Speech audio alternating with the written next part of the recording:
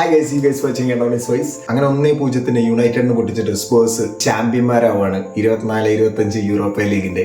ഏതാലേ എമ്മാരി feel ആയിരുന്നു എന്നറിയാം. ആ സണ്ണിന് ആ ഒരു കപ്പ് കിട്ടുമ്പോൾ, സണ്ണ് ആ കപ്പ് പൊക്കുമ്പോൾ കിട്ടില്ല ഫീൽ ആയിരുന്നു. എനിക്കിങ്ങനെ ആ ലാസ്റ്റ് മൊമെൻ്റൊക്കെ നല്ല കഷ്ടപ്പെട്ടിട്ടാണ് ഇവർ ജയിക്കുന്നത്. ലാസ്റ്റിലേക്ക് യുണൈറ്റഡിൻ്റെ അടുത്ത് നിന്ന് അത്രയും കഷ്ടപ്പെട്ട് ഡിഫൻസിൽ കഷ്ടപ്പെടുന്നുണ്ട്. സേവ് ആണെങ്കിലും ക്ലിയറൻസ് ആണെങ്കിലും അത്രയും കഷ്ടപ്പെട്ടിട്ട് ആ ഒരു ജയം എടുക്കുകയാണ്. എന്ത് രസമാണെന്നറിയും, എന്ത് കിടില ഫീലാണെന്നറിയും.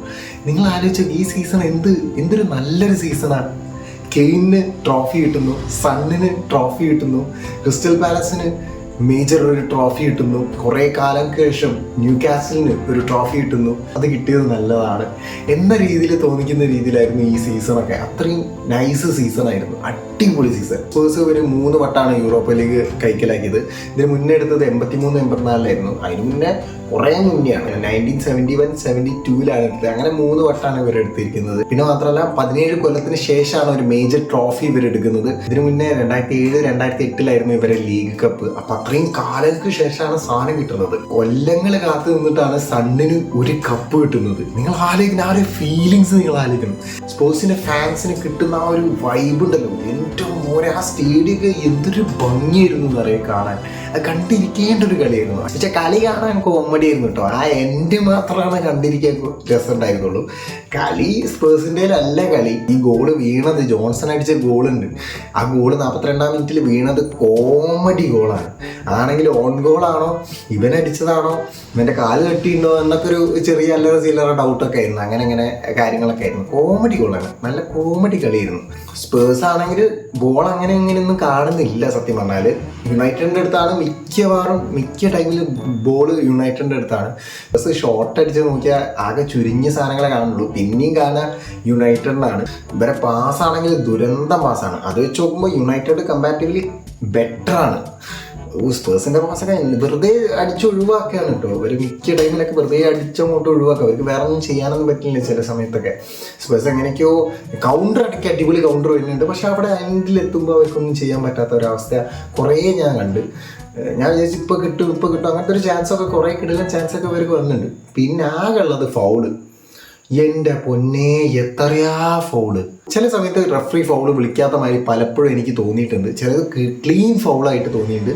പക്ഷെ അത് തീരെ റഫറി നോക്കാത്ത പോലെ തോന്നി. അത് യുണൈറ്റഡിനാണെങ്കിലും സ്പോർട്സിനാണെങ്കിലും രണ്ട് രീതിയിൽ. റഫറി അത്ര നല്ലൊരു റഫറി ആയിട്ട്, നല്ലൊരു ഡിസിഷൻ എടുക്കുന്ന റഫറി ആയിട്ട് എനിക്ക് പേഴ്സണലി തോന്നിയിട്ടില്ല.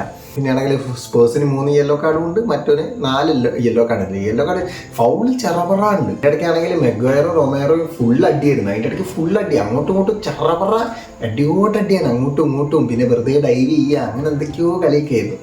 വെറുതെ ഡൈവ് ചെയ്യുക, ചിലത് തൊട്ടിന് പിടിച്ചിട്ട് അങ്ങോട്ട് അയ്യോ എന്നാണ് മലന്നടിച്ച് എന്തൊക്കെയോ കളി കളിക്കേണ്ടത്. അത് ഭയങ്കര എന്തോ മാതിരി കാണാനൊക്കെ.